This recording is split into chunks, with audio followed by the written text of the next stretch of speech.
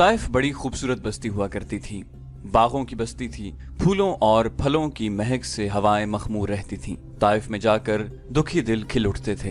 ये जंगजू सरदारों की बस्ती थी। ये सकीफ जैसे ताकतवर कबीले का मरकज था। इस बस्ती के करीब इस कबीले की इबादतगाह थी, जिसमें सकीफ, हवाजन और चंद और कबाइल के देवता लात का बुत रखा था, जो बुत नहीं एक चबूतरा था। ये कबाइल उस चबूतरे को देवता कहते और उसकी पूजा करते थे। इस इबादतगाह में उनका काहिन रहता था, जिसे खुदा का और देवता लात का एलची समझा जाता था। काहिन फाल निकाल कर लोगों को आने वाले खतरों से आगाह कर दिया करता था। काहिन किसी खुशनसीब को ही नजर आया करता था। आम लोगों को काहिन नहीं, इबादतगाह के सिर्फ मजावर मिला करते थे। काहिन को जो देख लेता वो ऐसे खुश होता था जैसे उसने खुदा को देख लिया हो। ताइफ क्योंकि उनके देवता का मस्कन था, इसलिए ये कबाइल का मुकद्दस मकाम था। एक ही महीना पहले ताइफ में जश्न का समा था। यहाँ के सरदार आला मालिक बिन औफ ने अपने कबीले जैसे एक ताकतवर कबीले हवाजन और कुछ और कबीलों के सरदारों को बहुत बड़ी ज़ियाफत में मदऊ किया था। इलाके की चुनी हुई खूबसूरत नाचने और गाने वालियां बुलाई गई थीं। उनके रक्स ने तमाशाइयों पर वजद तारी कर दिया था। उस रात शराब के मटके खाली हो रहे थे। उस रात अहले सकीफ और अहले हवाजन ने अहद किया था कि वो मक्का पर अचानक हमला करके रसूल अकरम सल्लल्लाहु अलैहि वसल्लम और मक्का के तमाम मुसलमानों को हमेशा के लिए खत्म कर देंगे। इन कबाइल के एक ज़ईफुल उम्र सरदार दुरैद बिन अस्सम्मा ने कहा था, उठो और लात के नाम पर हल्फ उठाओ कि हम मोहम्मद सल्लल्लाहु अलैहि वसल्लम और उसके तमाम पैरोकारों को, जिन्होंने मक्का के तमाम बुत तोड़ डाले हैं, खत्म करके अपनी औरतों को मुंह दिखाएंगे। मालिक बिन औफ, जिसकी उम्र अभी 30 साल थी, जोश से फटा जा रहा था। उसने कहा था कि कबाइल का मुतहिदा लश्कर मक्का में मुसलमानों को बेखबरी में जा दबोचेगा। उस रात मालिक बिन औफ, दुरैद बिन अस्सम्मा और दूसरे कबीलों के सरदार काहिन के पास गए थे। काहिन से उन्होंने पूछा था कि वो मक्का के मुसलमानों को बेखबरी में दबोच सकेंगे और क्या उनका अचानक और गैर मुतवक्के हमला मुसलमानों को घुटनों बिठा सकेगा। काहिन ने उन्हें यकीन दिलाया था कि देवता लात ने उन्हें आशीर्वाद दिया है। काहिन ने बड़े वसूख से कहा था, मुसलमानों को इस वक्त पता चलेगा जब तुम्हारी तलवारें उन्हें काट रही होंगी। अब एक ही माह बाद ताइफ का हुस्न उदास था। बस्ती के माहौल पर खौफ व हरास तारी था। अपने देवता लात की आशीर्वाद से और काहिन की यकीन दहानी से सकीफ, हवाजन और दीगर कबाइल का जो लश्कर मक्का पर हमला करने गया था, वो मक्का से दूर हुनैन के मकाम पर मुसलमानों के हाथों पिटकर और तितर बितर होकर वापस आ रहा था। भाग के आने वालों में पेश पेश इस मुतहिदा लश्कर का सालार आला, जवां साल और जोशीला सरदार मालिक बिन औफ था। वो सबसे पहले इसीलिए ताइफ पहुंचा था कि शहर के दिफा को मजबूत बना सके। मुसलमान रसूल अकरम सल्लल्लाहु अलैहि वसल्लम की क़यादत में ताइफ की तरफ बढ़े आ रहे थे। ताइफ के लोगों, ताइफ की गलियों में घबराई घबराई सी आवाजें उठ रही थीं। मुसलमान आ रहे हैं, शहर का मुहासरा होगा, तैयार हो जाओ, अनाज और खजूरें इकट्ठी कर लो, पानी जमा कर लो। सबसे ज्यादा घबराहट मालिक बिन औफ पर तारी थी। उसे ताइफ हाथ से जाता नजर आ रहा था। उसे शिकस्त और पसपाई की चोट तो पड़ी ही थी। सबसे बड़ी चोट उस पर यह पड़ी थी कि वो जब शहर में दाखिल हुआ तो औरतों ने उसकी बहादुरी और फतह के गीत गाने की बजाय उसे नफरत की निगाहों से देखा और उसके लश्करियों को बाज औरतों ने ताने भी दिए थे। बीवियां और बेटियां कहाँ हैं जिन्हें तुम साथ ले गए थे? औरतें लश्करियों से तंजिया लहजे में पूछ रही थीं। बच्चे भी मुसलमानों को दे आए हो? ये भी एक ताना था जो औरतें उन्हें दे रही थीं। मालिक बिन औफ ने अपने सामने अपने नायब सरदारों और कमांदारों को बिठाया और उन्हें बड़े तेज तेज बोलते हुए कह रहा था कि दूसरे कबीलों को भी शहर में ले आओ, मुसलमान आ रहे हैं। मालिक बिन औफ ने जरा सा भी आराम न किया। आते ही ताइफ का दिफा करने में लग गया। उसके नायब कमांदार और कासिद पसपा होकर आने वालों को इकट्ठा करने में लगे हुए थे। आधी रात तक वो थक कर चूर हो चुका था। उसने अपनी सबसे ज्यादा हसीन और चहीती बीवी को अपने पास बुलाया। वो आ गई। क्या आपने हल्फ नहीं उठाया था कि मोहम्मद सल्लल्लाहु अलैहि वसल्लम और उसके तमाम पैरोकारों को, जिन्होंने मक्का के बुत तोड़ डाले हैं, खत्म करके अपनी औरतों को मुंह दिखाएंगे? बीवी ने कहा, आपकी फतह की बजाय माथे पर शिकस्त का दाग लेकर आए हैं। आपके हल्फ और अहद के मुताबिक मेरा वजूद आप पर हराम है। मालिक बिन औफ ने गुस्से से कहा, तुम मेरी बीवी हो, मेरी हुक्म उदूली की जुर्रत न करो। मैं बहुत थका हुआ हूँ और मैं बहुत परेशान हूँ। मुझे इस वक्त तुम्हारी जरूरत है। बीवी ने कहा, आपको मेरी जरूरत है, लेकिन मुझे एक गैरतमंद मर्द की जरूरत है। मुझे उस मालिक बिन औफ की जरूरत है जो जहां से अहद करके निकला था कि मुसलमानों को मक्का के अंदर ही खत्म करके वापस आएगा। कहाँ है वो मालिक बिन औफ? वो मेरे लिए मर गया है। इस मालिक बिन औफ को मैं नहीं जानती जो अपने कबीले और अपने दोस्त कबीलों की हजारों औरतों और हजारों बच्चे अपने दुश्मन के हवाले करके अपनी ख्वाबगाह में आ बैठा है। वो एक औरत से कह रहा है कि मुझे तुम्हारी जरूरत है। इस हसीन औरत की आवाज बुलंद होकर जज्बात की शिद्दत से कांपने लगी। वो मालिक बिन औफ के पलंग से उठ खड़ी हुई और कहने लगी, आज रात तुम्हारी कोई बीवी तुम्हारे पास नहीं आएगी। आज रात तुम्हारी किसी बीवी को उन औरतों की आहें और फरियादें चैन से सोने नहीं देंगी जो मुसलमानों के कब्जे में हैं। तसव्वुर मिला उन औरतों को, उन नौखेज लड़कियों को जिन्हें तू मुसलमानों के हवाले कराया है। वो अब मुसलमानों के बच्चे पैदा करेंगी। बच्चे जो उनके कब्जे में हैं वो मुसलमान हो जाएंगे। मालिक बिन औफ तो खतरों में कूद जाने वाला खुद सर आदमी था। उसने अपने बुजुर्ग और मैदान जंग के मंझे हुए उस्ताद दुरैद बिन समा की पंदो नसीहत को ठुकरा दिया था कि वो अक्ल होश से काम ले और जवानी के जोशो खरोश पर काबू पाए। अब वही मालिक बिन औफ अपनी बीवी के सामने यूं सर झुकाए बैठा था जैसे दहकते हुए अंगारों पर किसी ने पानी छिड़क दिया हो। उसकी मर्दानगी खत्म हो चुकी थी। तमाम मुसलमानों को खत्म करने गए थे मालिक।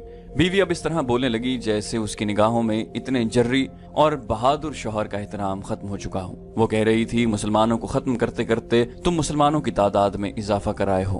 काहिन ने कहा था कि कौन काहिन? बीवी ने उसकी बात काटते हुए कहा, वो जो मंदिर में बैठा फाले निकालता रहता है। तुम जैसे आदमी अपनी किस्मत अपने हाथ में रखा करते हैं और अपनी किस्मत अपने हाथों बनाया और बिगाड़ा करते हैं। तुमने काहिन से पूछा नहीं कि उसकी फाल ने झूठ क्यों बोला? मालिक बिन औफ उठ खड़ा हुआ। उसकी सांसें तेजी से चलने लगीं। उसकी आंखों में खून उतरने लगा। उसने दीवार के साथ लटकती हुई तलवार उतारी और बीवी से कुछ कहे बगैर बाहर निकल गया। ताइफ में रात तो आई थी लेकिन वहां की सरगर्मियां और भाग दौड़ देखकर दिन का गुमान होता था। बाहर से खबरें आ रही थीं कि मुसलमान ताइफ की तरफ बड़ी तेजी से बढ़े चले आ रहे हैं। लोग दिफाई तैयारियों में मसरूफ थे। सबसे बड़ा मसला खुराक और पानी का था। बहुत से लोग पानी जमा करने के लिए हौज बना रहे थे। मालिक बिन औफ इन सरगर्मियों के शोरगुल में से गुजरता चला जा रहा था।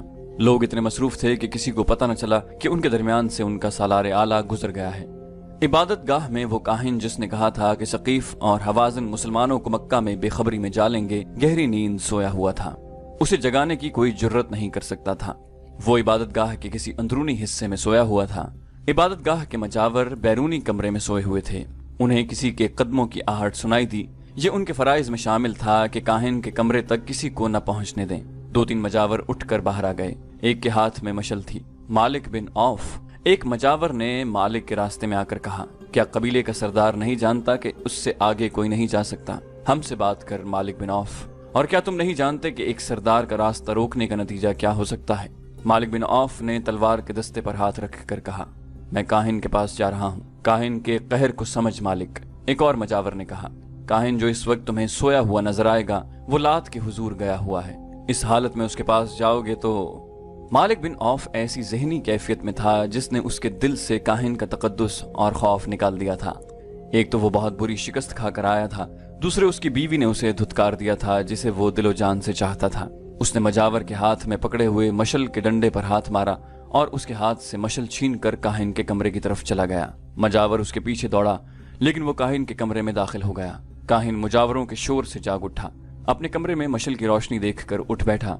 मालिक बिन औफ ने मशल दीवार में उस जगह लगा दी जो उसी मकसद के लिए दीवार में बनाई गई थी।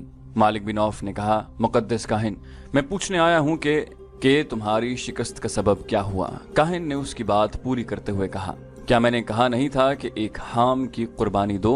और मुकद्दस काहिन, मालिक बिन औफ ने कहा, तुमने ये भी कहा था कि हाम न मिले तो अपने कबीले से कहो कि अपने खून की और अपनी जानों की कुर्बानी दें।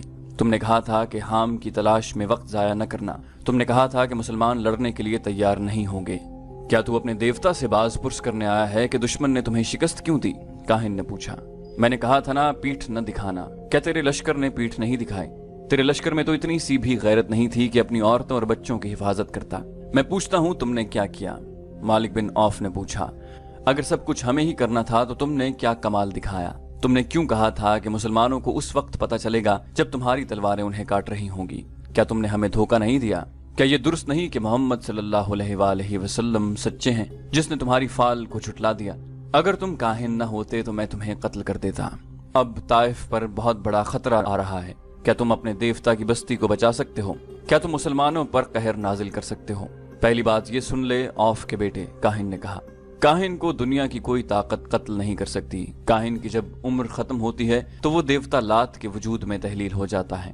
तू मुझ पर तलवार उठाकर देख ले। और दूसरी बात यह है कि मुसलमान ताइफ तक पहुंच सकते हैं, यहाँ से जिंदा वापस नहीं जा सकते। जिस वक्त मालिक बिन औफ काहिन के कमरे में दाखिल हुआ था, उस वक्त किसी इंसान की शक्ल का एक साया इबादतगाह की अकबी दीवार पर रेंग रहा था। वो जो कोई भी था वो अपनी जान का खतरा मोल ले रहा था। मालिक बिन औफ ही था जो सरदारी के रोब में रात के वक्त काहिन के कमरे तक पहुंच गया था। ये इबादतगाह सदियों पुरानी थी। अकबी दीवार में छोटा सा शगाफ था। वो इंसान जिसका साया दीवार पर रिंग रहा था उस शगाफ में दाखिल हो गया। आगे ऊंची घास और झाड़ियां थीं। वो इंसान घास और झाड़ियों में से यूं गुजरने लगा कि उसके कदमों की आहट या हल्की सी सरसराहट भी सुनाई नहीं देती थी। वो घास और झाड़ियों में से गुजरकर उस चबूतरे पर जा चढ़ा जिस पर इबादतगाह की इमारत खड़ी थी। उस तरफ के दरवाजे के किवाड़ दीमक खुर्दा थे। वो इंसान खाए हुए इन किवाड़ों में से गुजरकर इबादतगाह में दाखिल हुआ। आगे तारीक गुलाम गर्दिश थी। उस इंसान ने जूते उतार दिए और दबे पांव आगे बढ़ता गया। इस घुप अंधेरे में वो यूं चला जा रहा था जैसे पहले भी जहां आया हो। वो गुलाम गर्दिश की भूल भुलैयों में से गुजरता काहिन के कमरे के नजदीक पहुंच गया। उसे काहिन की और किसी और की बातें सुनाई दी। वो मालिक बिन औफ था जो काहिन के साथ बातें कर रहा था। ये इंसान रुक गया। उसे काहिन के कमरे से आती हुई मशल की रोशनी नजर आ रही थी। मालिक बिन औफ काहिन से इतना मरूब हुआ कि वो सर झुकाए हुए वहां से निकल गया। ये इंसान जो करीब ही कहीं छुप गया था आगे बढ़ा। काहिन दरवाजे की तरफ देख रहा था। उसकी आंखें हैरत से खुल गईं क्योंकि उसके सामने एक जवां सा लड़की खड़ी थी। इस लड़की को वो पहचानता था। ये वही यहूदी लड़की थी जिसे एक ज़ईफुल उम्र यहूदी काहिन के पास तोहफे के तौर पर लाया गया था और उस लड़की के साथ उसने सोने के 2 टुकड़े काहिन की नजर किए थे। ये काहिन का इनाम या मुआवजा था। काहिन ने उसे यकीन दिलाया था कि सकीफ और हवाजन के कबीले मुसलमानों को मक्का में हमेशा के लिए खत्म कर देंगे। उसने उस बूढ़े यहूदी से कहा था, देवतालात का इशारा कभी गलत नहीं हो सकता। बूढ़ा यहूदी उस यहूदी लड़की को काहिन के पास एक रात के लिए छोड़ गया था। ताइफ में वो इस खुशखबरी का मुंतजिर बैठा था कि सकीफ, हवाजन और उनके दोस्त कबीलों ने इस्लाम को मुसलमानों के खून में डबो दिया है। लेकिन हुआ ये कि मालिक बिन औफ सर झुकाए हुए ताइफ में दाखिल हुआ। फिर उसके लश्करी कदम घसीटते हुए 2-2, 4-4 की टोलियों में ताइफ में आने लगे। बूढ़े यहूदी की कमर उम्र ने पहले ही दोहरी कर रखी थी। मालिक बिन औफ को शिकस्त खुर्दगी की हालत में वापस आते देखकर उसकी कमर जैसे टूट ही गई हो।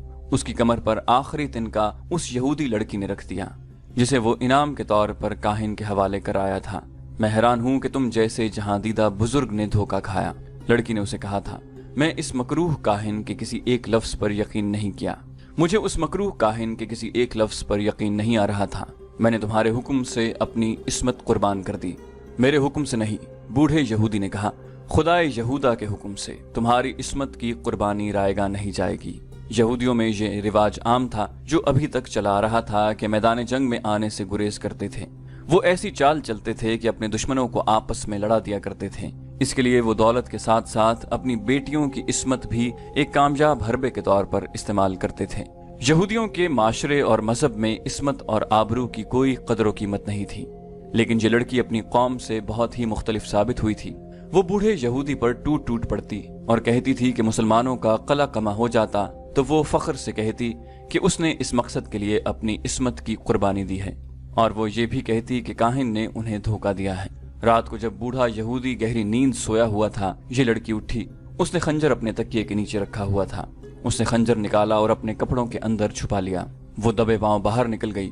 हम जानते थे कि हमारा जादू तुम्हें एक बार फिर हमारे पास ले आएगा, काहिन उस लड़की से कह रहा था। आओ, दरवाजे पर खड़ी क्या कर रही हो?